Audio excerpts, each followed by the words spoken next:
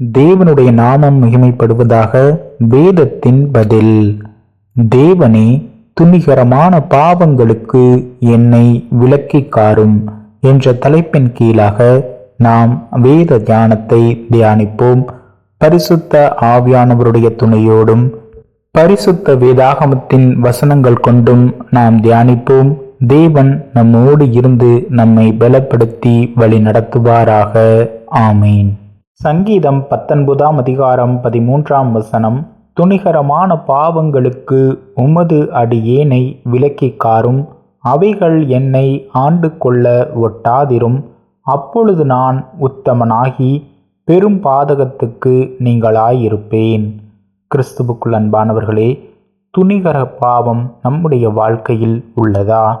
எது நாம் துணிகர பாவம் என்று எண்ணினால் நம்மை எது ஆளுகிறதோ, நம்மை எது மேற்கொள்கிறதோ, நாம் தெய்வ பயத்தோடு இருப்பதற்கு அது தடையாக இருக்கிறதோ, அதுவே துணிகர பாவம். தேவன் நமக்கு நல்ல வழிகளை போதித்துள்ளார். அவருடைய வசனங்கள் நமக்கு வழிகாட்டுகிறது. நித்திய வெளிச்சத்தில் நடக்க வேத வசனங்கள் நமக்கு வழிகாட்டுகிறது. நமக்குள்ளாக இருக்கும் ஆசைகள் நாம் சில சலனத்தில் விழும்பொழுது தேவன் அதை கண்ணோக்கி பார்க்கிறார்.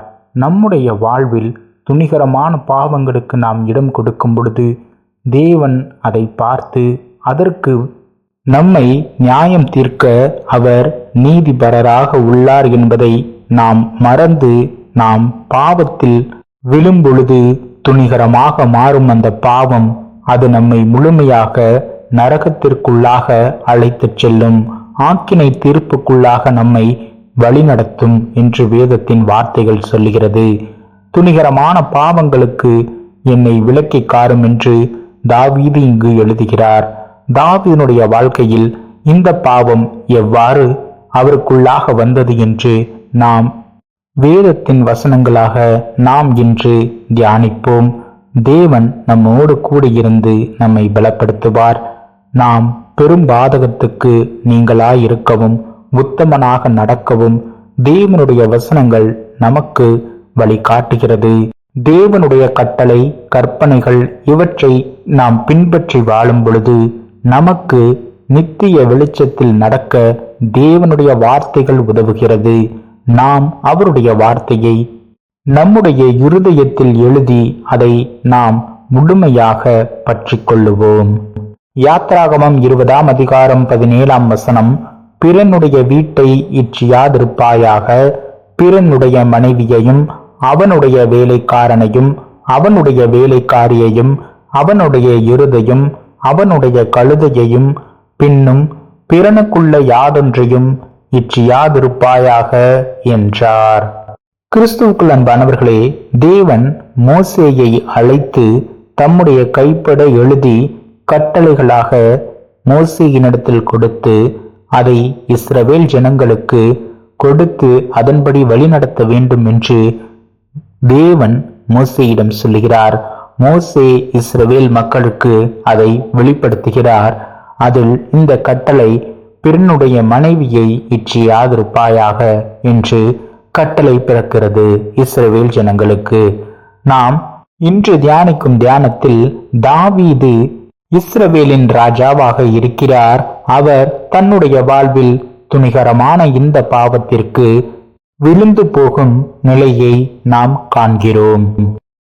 2 சாமுவேல் 11 அதிகாரம் முழுமையாக நாம் வாசிக்கும் பொழுது தாவீதின் வீழ்ச்சியை நாம் காணலாம்.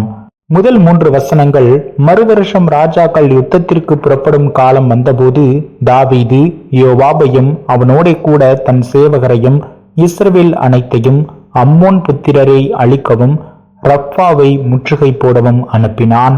தாவீதோ எருசலேமில் இருந்து விட்டான். 2வது வசனம், ஒரு நாள் சாயங்காலத்தில் தாவீது தன் படுக்கையிலிருந்து எழுந்து அரண்மனை உப்பரிக்கையின் மேல் உலாத்தி கொண்டிருக்கும் போது ஸ்நானம் பண்ணுகிற ஒரு ஸ்திரீயை உப்பரிக்கையின் மேலிருந்து கண்டான். அந்த ஸ்திரீ வெகு சௌந்தரியவதியாய் இருந்தாள். அப்பொழுது தாவீது அந்த ஸ்திரீ யார் என்று விசாரிக்க ஆள் அனுப்பினான். அவள் எலியாமின் குமாரத்தையும் ஏத்தியனான உரியாவின் மனைவியுமாகிய பச்சைபால் என்றார்கள். கிறிஸ்துவுக்குள் அன்பானவர்களே, தாவீது எருசலேமிலே இருந்து விட்டான் என்று வசனம் சொல்கிறது.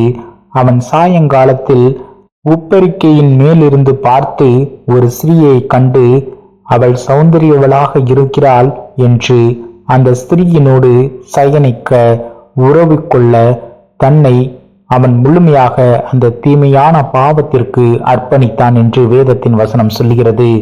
உரியாவின் மனைவியாகிய பச்சைபால் அவளை அழைத்து வந்து தன் அருகிலே அவளோடே சயனித்தான் என்று வேதத்தின் வசனம் சொல்கிறது. கிறிஸ்துவுக்குள் அன்பானவர்களே, தேவன் தாவீதுக்கு கொடுத்த அனைத்தையும் தாவீது அறிவார். அவர் பெற்ற ஆசீர்வாதங்கள் அநேகமாயிருந்தும் அவர் கண் மறைக்கப்பட்டவராக தன்னை முழுமையாக துணிகிற பாவங்களுக்கு அனுமதித்தார்.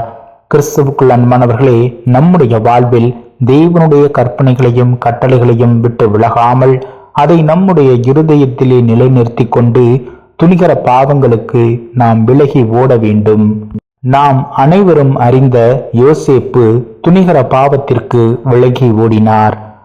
நம்முடைய வாழ்வில் நாம் எவ்வாறாக இருக்கிறோம்? துணிகர பாவங்களுக்கு நாம் நம்மை விலக்கி காத்துக்கொள்ள தேவன் நமக்கு உதவி செய்ய வல்லவராக இருக்கிறார். 2 சாமுவேல் 12ஆம் அதிகாரத்தின் ஒரு சில வசனங்களை நாம் பார்க்கும் பொழுது, தேவன் நாத்தான் தீர்க்கதரிசியை தாவீதினிடத்தில் அனுப்பி தேவனுடைய நியாய தீர்ப்பு என்னவாக இருக்கும் என்பதை நாத்தான் தாவீதினிடம் விளக்கி கூறுகிறார். பின்பு தாவீது உரியாவை போர்க்களத்தில் அனுப்பி அம்மோன் புத்திரருடைய பட்டயத்தினாலே கொன்று போட்ட நிகழ்வை தேவன் சுட்டி காட்டுகிறார். 9ஆம் வசனத்தில் நாம் பார்க்கும் பொழுது, கர்த்தருடைய பார்வைக்கு பொல்லாப்பான இந்த காரியத்தை செய்து அவருடைய வார்த்தையை நீ அசட்டை பண்ணினது என்ன?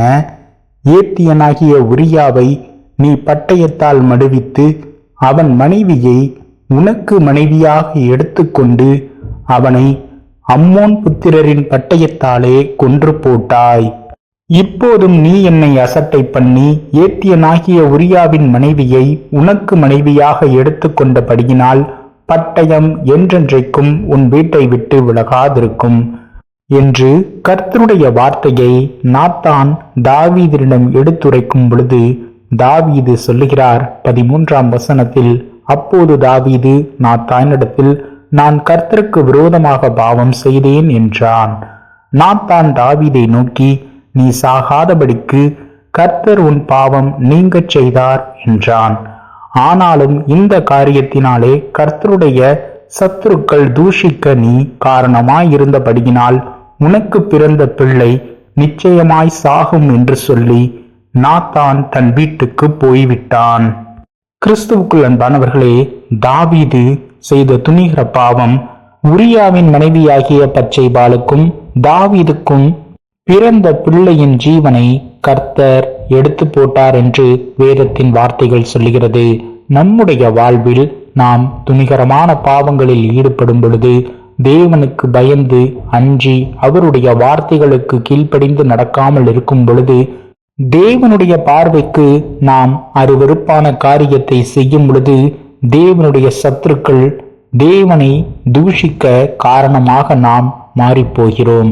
கிறிஸ்துவுக்குள் அன்பானவர்களே, தாவீது தேவனிடம் மன்றாடி தன்னுடைய பாவங்களை அறிக்கை செய்து அவன் கிருபை பெற்றான் என்று வேதத்தின் வார்த்தை கூறுகிறது. 24ஆம் வசனத்தில், பின்பு தாவீது தன் மனைவியாகிய பச்சைபாலுக்கு ஆறுதல் சொல்லி அவளிடத்தில் போய் அவளோடு சயனித்து அவள் ஒரு குமாரனை பெற்றால் அவனுக்கு சாலமோன் என்று பெயரிட்டான். அவனிடத்தில் கர்த்தர் அன்பாயிருந்தார். கிறிஸ்துவுக்குள் அன்பானவர்களே, நம்முடைய வாழ்வில் கிறிஸ்துவுக்குள் அன்பானவர்களே, தேவன் தம்முடைய ஒரே பெயரான குமாரனாகிய இயேசு கிறிஸ்துவை நம்முடைய பாவங்களுக்காக, இந்த உலகத்தின் பாவங்களுக்காக மட்டுமல்லாமல் சர்வலோகத்தின் பாவங்களுக்காக அவரை ஜீவ பலியாக ஒப்பு கொடுத்தார். அவருடைய தூய இரத்தத்தினாலே, விலையேற பெற்ற இரத்தத்தினாலே நம்மை கழுவி பரிசுத்தப்படுத்தினார். அவருடைய கிருபையின் ஈவுகளாலே நாம் ரட்சிக்கப்பட்டு பாதுகாக்கப்படுகிறோம். கிறிஸ்து நமக்குள் ஜீவனாக இருக்கிறார். நாம் மாம்ச சிந்தைகளை களைந்து போட்டு ஆவிக்குரிய சிந்தை உள்ளவர்களாக கிறிஸ்து நமக்குள்ளாக ஜீவிக்கிறார் என்பதை உணர்ந்தவர்களாக நாம் தெய்வ பயம் உள்ளவர்களாக துணிகர பாவங்களுக்கு இடம் கொள்ளாமல், பாவத்தின் சம்பளம் மரணம் என்பதை அவருடைய வேதத்தின் வார்த்தை கூறுகிறதே, அதை நாம் தெளிந்த புத்தி உள்ளவர்களாக, சத்திய தேவன் நம்மை வழிநடத்துகிறார் என்பதை உணர்ந்தவர்களாக, பாவத்தில் விழாத வண்ணம் நாம் நம்மை காத்துக்கொள்ள அவருடைய கிருபையும் இரக்கமும் நம் மீதாக இருக்கிறது என்பதை நாம் முழுமையாக விசுவாசிப்போம். தேவன் நம்முடைய வாழ்வில் துணிகர பாவங்களுக்கு விலக்கி நம்மை காக்க வல்லவராக இருக்கிறார். லூக்கா 12ஆம் அதிகாரம் 47, 48 வசனத்தை நாம் பார்க்கும் பொழுது, தன் எஜமானுடைய சித்தத்தை அறிந்தும் ஆயத்தமாயிராமலும் அவனுடைய சித்தத்தின்படி செய்யாமலும் இருந்த ஊழியக்காரன் அநேக அடிகள் அடிக்கப்படுவான். அறியாதவனாயிருந்து அடிகளுக்கு ஏதுவானவைகளை செய்தவனோ சில அடிகள் அடிக்கப்படுவான். எவனிடத்தில் அதிகம் கொடுக்கப்படுகிறதோ அவனிடத்தில் அதிகம் கேட்கப்படும். மனுஷர் எவனிடத்தில் அதிகமாய் ஒப்புவிக்கிறார்களோ அவனிடத்தில் அதிகமாய் கேட்பார்கள். கிறிஸ்துவுக்குள் அன்பானவர்களே, நம்முடைய வாழ்விலும் நம்முடைய தேவனுக்கு முன்பாக நாம் கரைத்திரையற்றவர்களாக நிற்க தேவன் நமக்கு அளித்த கிருபையின் வரங்களை நாம் வீணாக்காமல் தேவனுடைய வார்த்தைக்கு கீழ்ப்படிந்தவர்களாக, தெய்வ பயம் உள்ளவர்களாக நாம் வாழும் பொழுது தேவனுடைய அடிகளில் இருந்து நாம் பாதுகாக்கப்படுகிறோம்.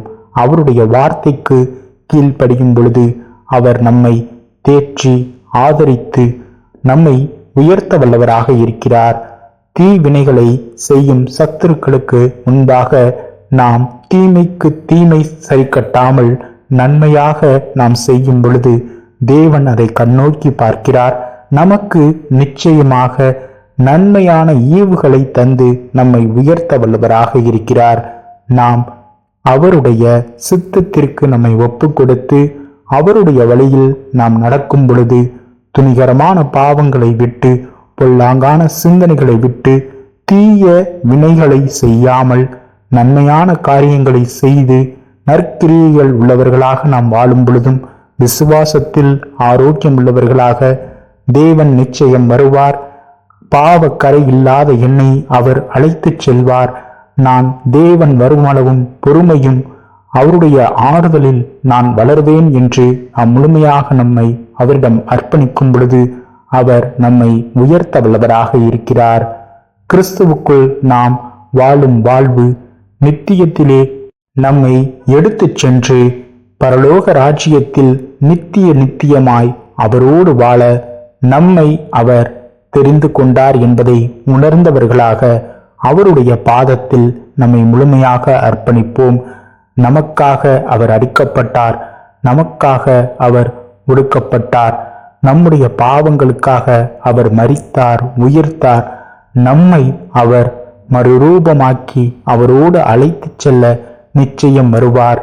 நாம் அவருடைய வருகைக்காக காத்திருக்கிற பிள்ளைகளாக நீடிய பொறுமையோடு காத்திருப்போம். தேவன் நம்மை திடப்படுத்தி வழி நடத்துவாராக.